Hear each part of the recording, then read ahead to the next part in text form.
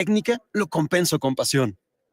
Haz más de lo que amas y ama lo rápido que lo puedes hacer con Xfinity Internet y Mobile. Hasta el 23 de junio, obtén Xfinity Internet de 400 megabits con equipo gratis y datos de Internet ilimitados. Además, obtén una línea Unlimited 5G incluida, todo por $40 al mes por un año. Y pregunta cómo obtener un teléfono 5G gratis. Visita es.xfinity.com hoy. Aplican restricciones. Requiere facturación electrónica y pago automático con cuenta bancaria registrada. Equipo, impuestos y tarifas son adicionales. Después de un año, el cargo aumenta a $70 al mes. Después de 2 años, aplican tarifas regulares. Velocidades reales varían y no están garantizadas. At Rocket, we believe everyone deserves their shot at the American dream. So if you're feeling locked out of home ownership, we're here to give you back the keys. We're opening doors, breaking down walls, and doing everything we can to turn renters into owners. And we're not going to stop until we help everyone home. To find out more, visit rocket.com. Rocket, own the dream.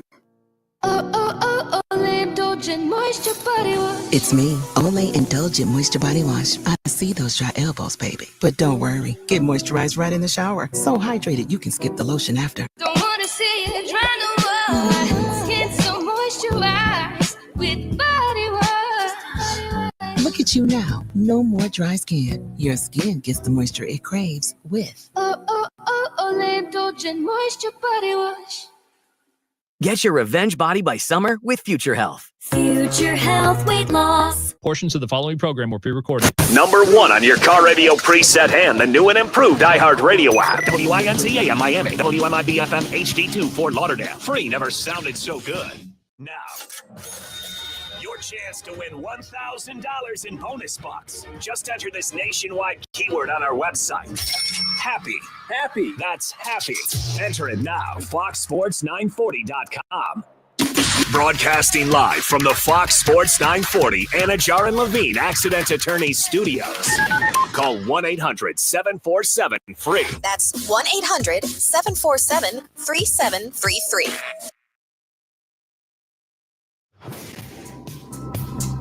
1-0 pitch. Stowers cracks that one out to center and deep. Siri is back. He looks up and it's gone. The Marlins waste no time. Kyle Stowers with a 2-run shot, and they take a 2-0 lead in the first. Miami Marlins baseball is on deck. 2-1. That kicks away from Rodriguez. Hill breaks for the plate. There will be no throw. And on a wild pitch, the Marlins walk it off again. 1-2. Conine lifts out to left field. Tommy Pham working back to the warning track. So is Sawinski. They look up and it's gone. Griffin Conine to left center. And we're tied at 2 in the 7th. Marlins on deck. Brought to you by ADT, the official smart security partner of the Miami Marlins, and Norwegian Cruise Line. Experience more at sea. Let's head out to the ballpark. Here's your host, Steven Strong.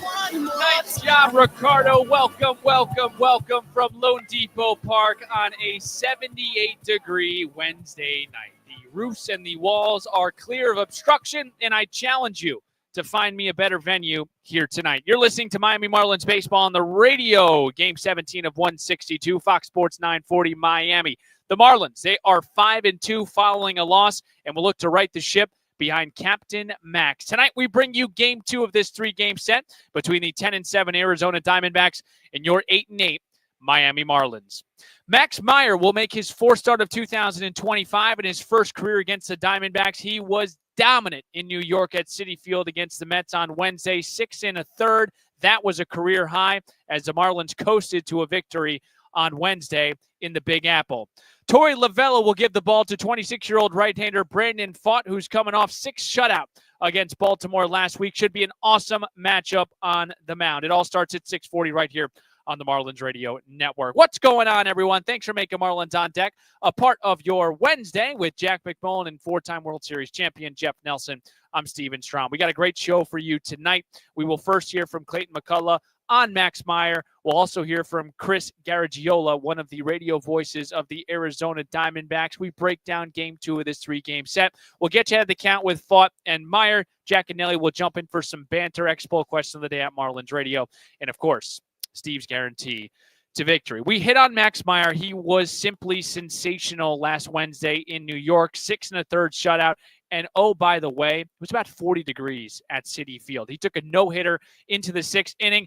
And in total, Max Meyer has been awesome. Again, just 3 starts in, but he's off to an incredible start. 18 frames, a 2 ERA, a 1.11 whip, and 19 punch-outs. He's also pitched into the 6th inning while allowing 3 runs or less in each of his first 3 starts. That slider that we talked about has been lethal. Opponents hitting .331. That is a .97 batting average with 14 punch-outs against Meyer's slider.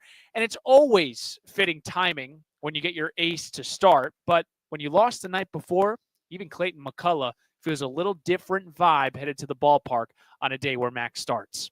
I think that is now Max is one in our rotation that when he takes the ball that day, you feel very confident in what you're going to get, and that he's going to give you a chance to stay in the game and have a chance to win. And I think he's all spring long, the early part of this season, he's shown that a real commitment to pounding the strike zone with multiple offerings. So there's a lot of confidence. So this will be a good test for him today. But we expect Max to come out there and be himself and pitch his game. All right, so that was Clayton McCullough on Max Meyer. And Max Meyer has been what I will call him now, a rule breaker. We haven't seen Arms of Miami in the starter capacity go 3 times around the order primarily and haven't got to the 6th inning. Max Meyer has done it in back-to-back starts. He looks to be the first to go back-to-back-to-back in the quality start department.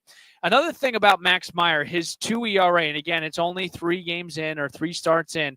The last starter to have a 2 ERA or less was Jesus Luzardo from 2023. So Max Meyer looking to continue his dominance. 6 1/3 last Wednesday at Citi Field against the Mets. That was a career high. He will go opposite Brandon Pfaadt. The Marlins looking to bounce back on this Wednesday, keep the series alive. 6:40 first pitch. When we come back, we'll preview game 2 of this 3-game set between the Marlins and the D-backs right here on the Marlins Radio Network.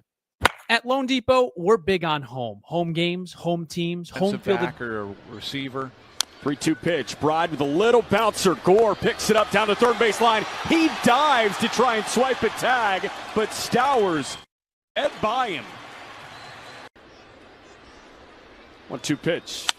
Shinohawk rounds that one up the middle. That's through for a base hit. Wagaman comes in to score, and Javier Shinoha knots the game at 3.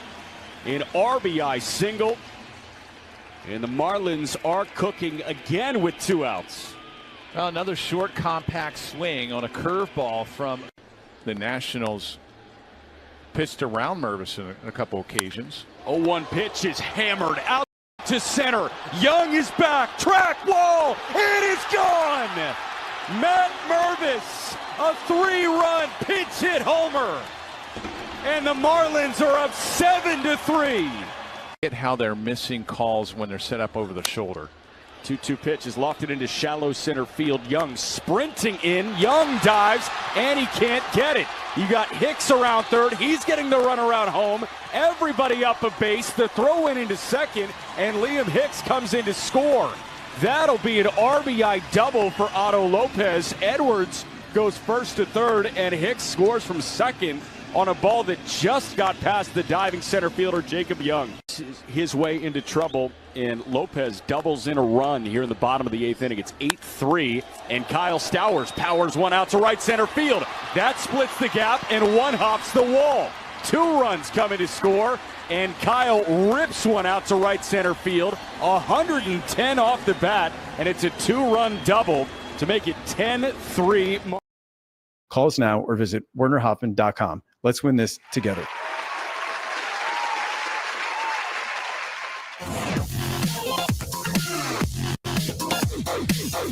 Great to have you aboard on a Wednesday night. This is Marlins on Deck. Stephen Strom, Jack McMullen, Jeff Nelson. Marlins looking to bounce back here tonight. Max Meyer will go opposite Brandon Pfaadt. Well, I love to sit down with the opposing broadcasters, and this time I got a chance to sit down with Chris Garagiola, the radio voice of the Arizona Diamondbacks, who sat down with me this afternoon to talk Brandon Pfaadt, the Marlins prospects that they got back for A.J. Puck, and the relationship between Clayton McCullough and Torey Lovullo.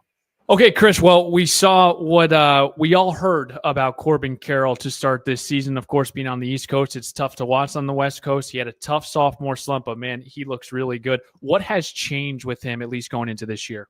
You're definitely right about East Coast sports watching. I don't know how you do it. It's a privilege to be out West. But in regards to Carroll, one of the things you can see early on is the change in batting stance. If you do some side-by-sides of him and Shohei Ohtani, it's not quite the same, but the hand position for him is going to be a little more out in front. And one of the ways teams were really attacking him last year that led to this slump was the fastball a little bit up, a little bit in the zone. It's hard to locate that pitch frequently, but for him, he really noticed he was having a hard time catching up to it. It led to a lot of unproductive outs, either infield pop-ups or strikeouts. So that change happened in this offseason. He was really grinding for about 3 months just during the year last year, and was able to rectify some of those things, which led to a strong second half. But, he's talked on the record about how a lot less energy is being exerted. He feels like he can catch up to that pitch, and we're starting to see teams not attack him as consistently with fastballs in the top of the zone.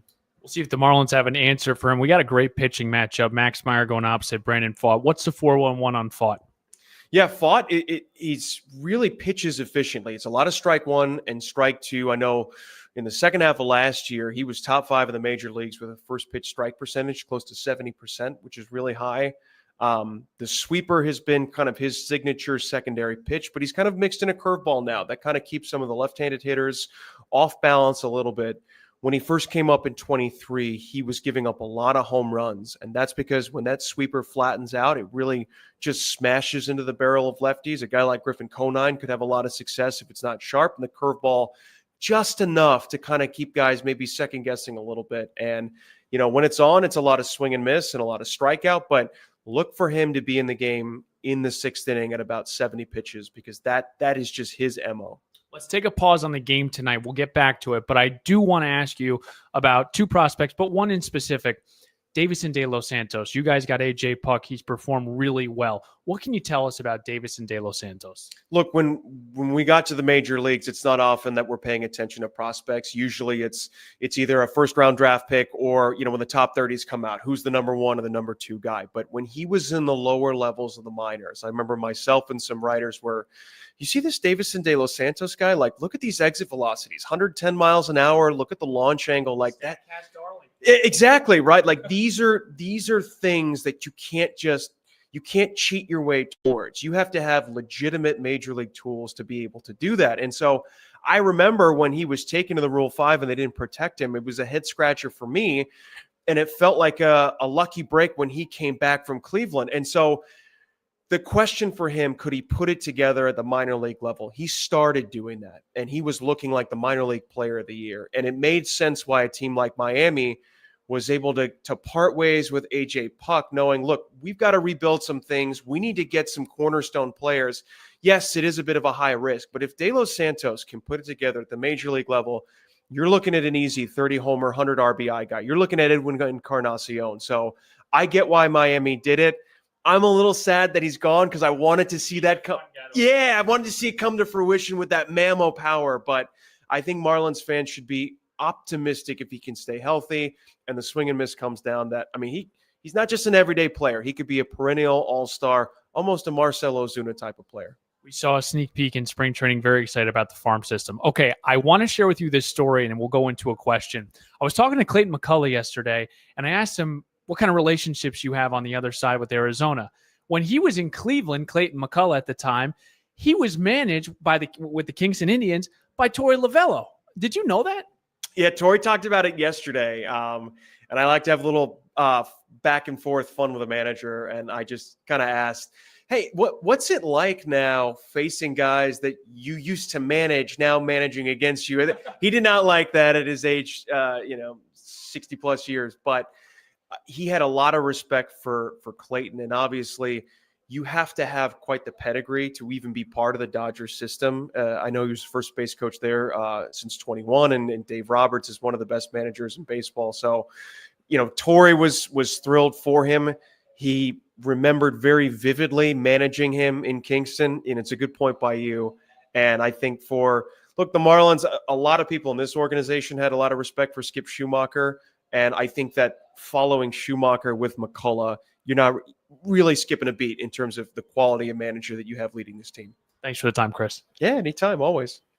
All right, that was Chris Garagiola, one of the radio voices of the Arizona Diamondbacks. I'm in the wrong business for being bad at pronunciation, but he does a phenomenal job with the Arizona Diamondbacks, and we are pumped and ready for Game 2. Max Meyer, who was sensational last Wednesday in New York, will go opposite Brandon Pfaadt, and the Marlins 5-2 following a loss. Looking to get back in this series. We'll break. We'll get you ahead of the count with Brandon Pfaadt and Max Meyer back in 2 minutes on the Marlins Radio Network.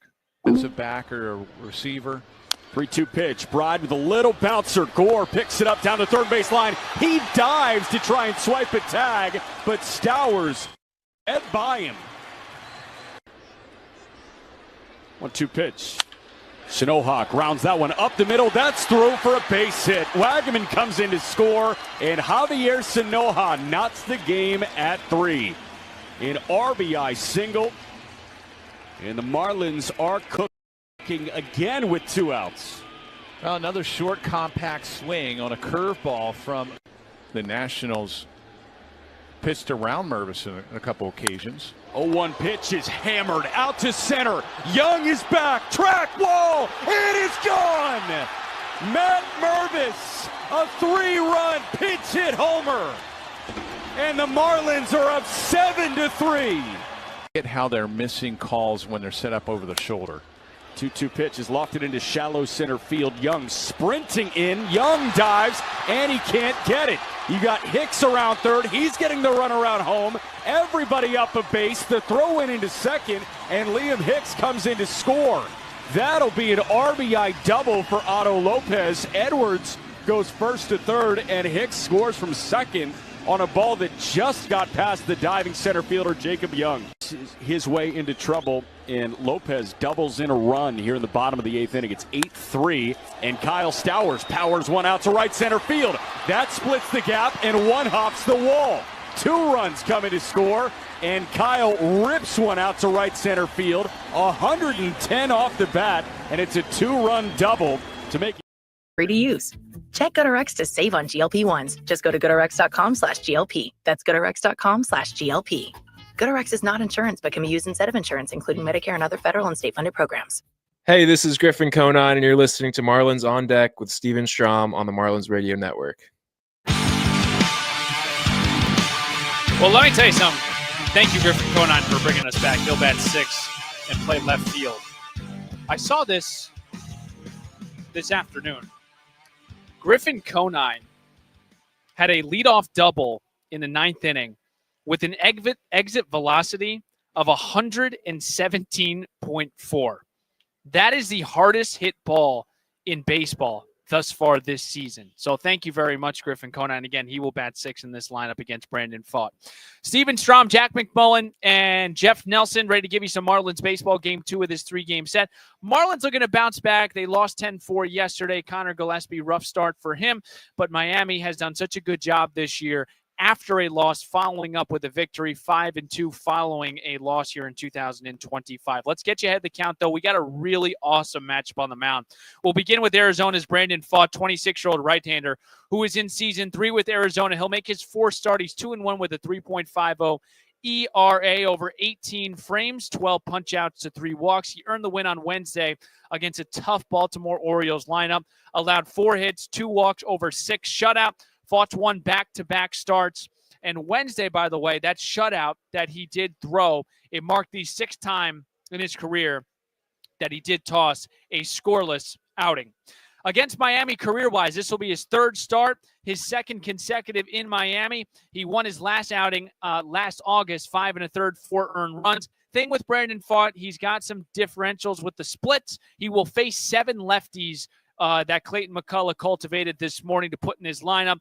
11 of Brandon Pfaadt's 16 total hits have been given up against lefties, all 4 home runs against lefties, and the OPS is definitely different as well. An 825 for lefties, a 524 for righties. So Brandon Pfaadt will take the ball for Torey Lovullo's Diamondbacks. Pfaadt will go opposite Max Meyer, and the 26-year-old right-hander from Woodbury, Minnesota will make his 4th start, and he is in some sort of groove right now. 1-1, a 2 ERA, 19 punch-outs to 5 walks. Both of these guys are not going to walk. They don't scare. They're going to come at you. They will play to contact. Meyer arguably had his best career start last Wednesday in New York. Allowed 2 hits, 2 walks, 6 1/3 shutout innings. It was a career high. He only punched out 4. He took a no-hitter into the 6th inning. Francisco Lindor broke it in the 6th. His 2 ERA, by the way, is the lowest for a Marlins starter through 3 games since Jesus Luzardo of 2023. He is looking to toss his 3rd straight quality start, and this will be his first career start against the Arizona Diamondbacks. So Mad Max will go opposite Brandon Pfaadt. We'll break here. We'll get Nelly and Jack on next. 6:41 pitch. Back in 2 minutes on the Marlins Radio Network. Outdoor video board, Las Vegas. Here's the 0-2 pitch. Line drive, left field. Will it stay up? Conine diving in the backhand. Did he catch it? He did. What a catch by Conine in left field. On the backhand, saves a run, and the Marlins get out of the inning. Wow. What a play by Griff. Has it first. And the 1-1 from Holmes to Hicks. That one is peeled down the left field line. That's in for a base hit. Edwards comes in to score, and Conine right behind him. Nimmo picks it up and fires it in, but Liam Hicks peels a 2-run single down the left field line. Soft contact and walks. It's 2-0 Marlins in the first. 1-2. Hicks rolls one down the first base line. That is a fair ball. Pete Alonso takes it to the bag himself, but Conine comes in to score, and Lopez pushes to third base. So a productive RBI out for Liam Hicks. And it's 6-3 Mets in the 6th. 1-2. Hicks rolls one down the first base line. That is a fair ball. Pete Alonso takes it to the bag himself, but Conine comes in to score, and Lopez pushes to third base. So a productive RBI out for Liam Hicks. And it's 6-3 Mets in the 6th. On set at the belt. It is 1-1. Hill lifts that one out to center field and deep. Tyrone Taylor back at the track, at the wall, and it's gone. Derek Hill with a 2-run opposite field blast, and all of a sudden, it's a 1-run game. 6-5 New York in the 6th. That's Hill's first homer of the year. He is on the way.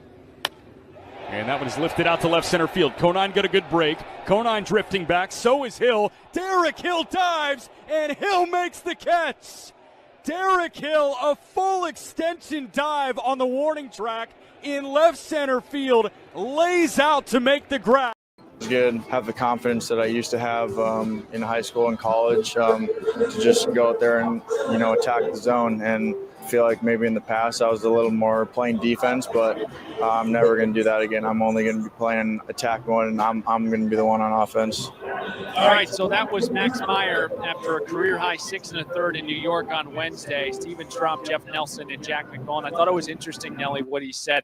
No longer playing on the defense. He is going to constantly play on the offense. Is that sort of the telltale sign that a guy has sort of figured it out from a mental standpoint?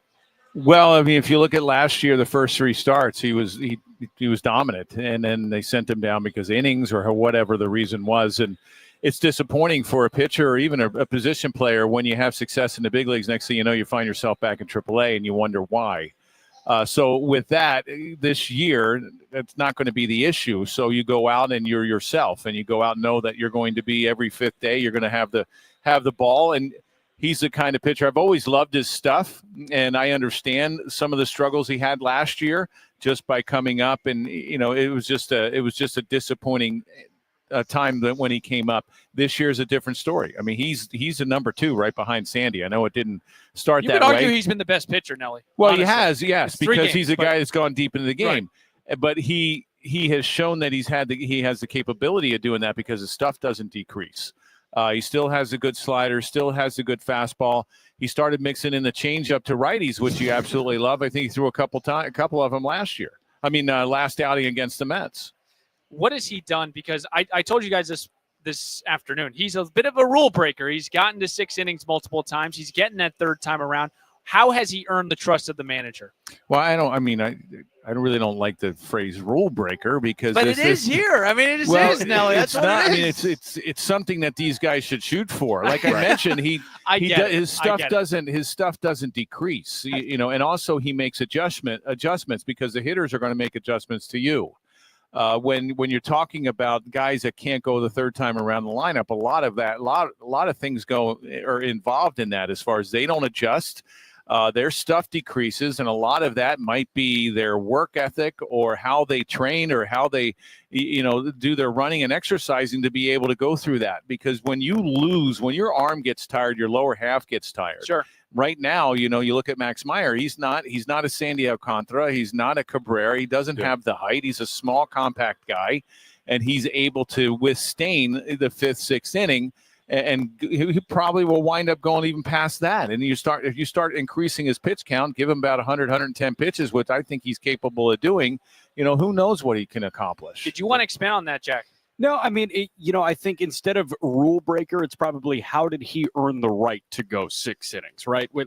Why is he in that position to do so when a guy like Sandy is not in a position to do so? And Sandy, you could say, oh, well, the stuff was deteriorating. And Max has also been efficient. Max has been efficient. Max has been super efficient. And that's the thing that I really want to highlight with Max Meyer. I mean, the walk rate is just so low right now. Like, he's not beating himself. He's putting himself in a position to offer his best to the opposing hitter and say, here's my best, try and beat this. We heard Ryan Weathers actually talk about that during spring training. Yep. He said he really liked a mental click. Yeah, he liked the quote from Jackson Jobe, the young pitcher in Detroit. And, Jobe was asked about a 3-pitch punch-out against Vladimir Guerrero Jr. in spring training. He said, here's my stuff, try and beat it. I bet you won't.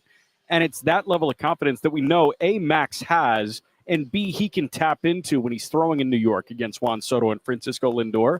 And I'm sure that he'll tap into it again when he's seeing Corbin Carroll and, all these guys in this D-backs lineup. A 6.8 walk percentage like Jack alluded to. Okay, Nelly, I think another $1 million question here is how the Marlins have bounced back from losses. They're 5-2. I guess, especially a young team, what are some of the factors that go into that makeup, that ability to bounce back the next day after a loss? Well, if you look at this roster, everybody is basically going through the same thing as far as, hey, they got to the big leagues, they're getting an opportunity, and now it's how do you stay there? It's easy to get there, harder to stay. Yeah. And everybody is in the same boat. It isn't like you have 10 veterans or 15 veterans and you have a small amount of younger players that have very little experience. And they make a mistake. They're looking over their shoulder for the coach to come get them because they're going back to AAA. Yeah. Everybody is the same. And now it's up to these guys to cement themselves as true big leaguers because they're getting an opportunity that, to be honest, maybe they would not get on a veteran team. Maybe a couple of them may, but for the majority of them, you're not, say, a Dodger team or a Yankee team or whatever. They may not get that shot. They're getting a shot here. And all 26 guys are in the same boat, and they're all pulling in the same way. Yeah. You like how they were scrapped together a little bit last night at the end of the game. That's been what they've been about. They're a good scrappy team.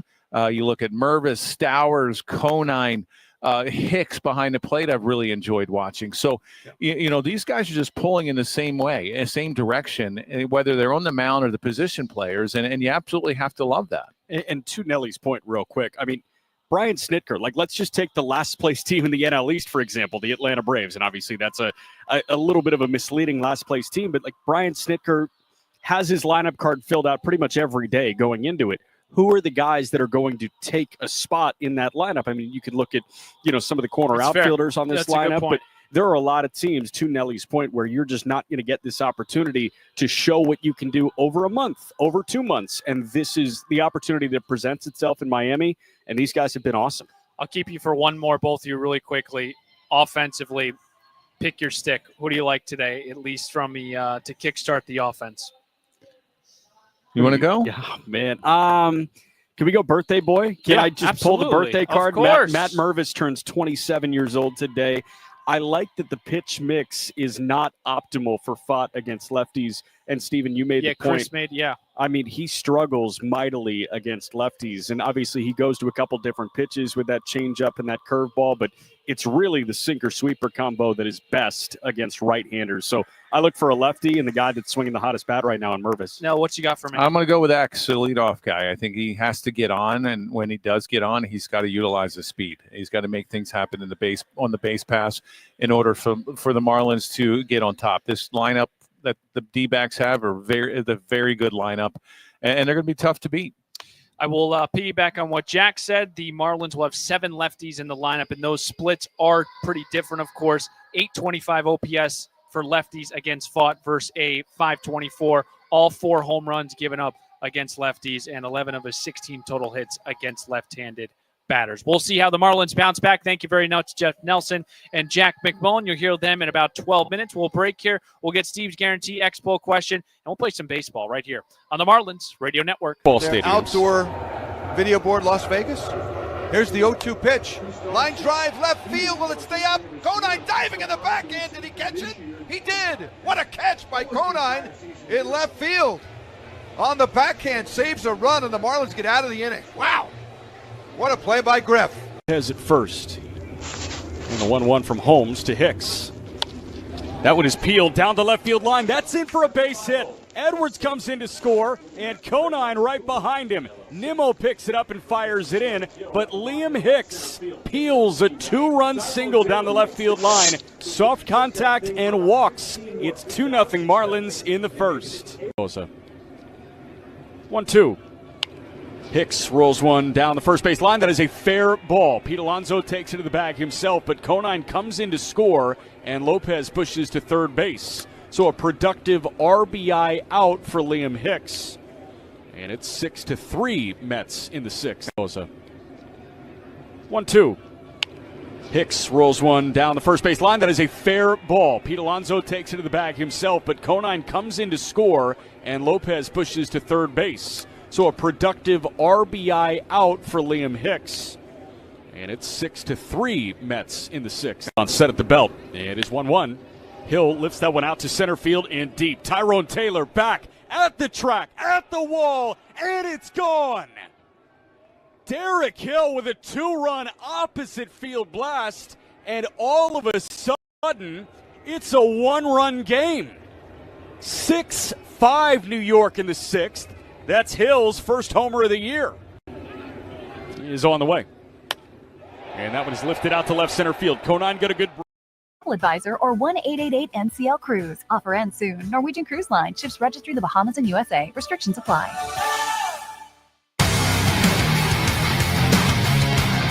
We're about 10 minutes away from first pitch right here on the Marlins Radio Network. Fox Sports 940 Miami. Ricardo Wance back in the studio. Steven Strom, Jeff Nelson, Jack McMullen, Max Meyer looking to build off what he did last Wednesday in New York. 6 1/3. That was a career high for him. Shutout innings. Marlins won that game against the Mets. He'll go opposite Brandon Fought.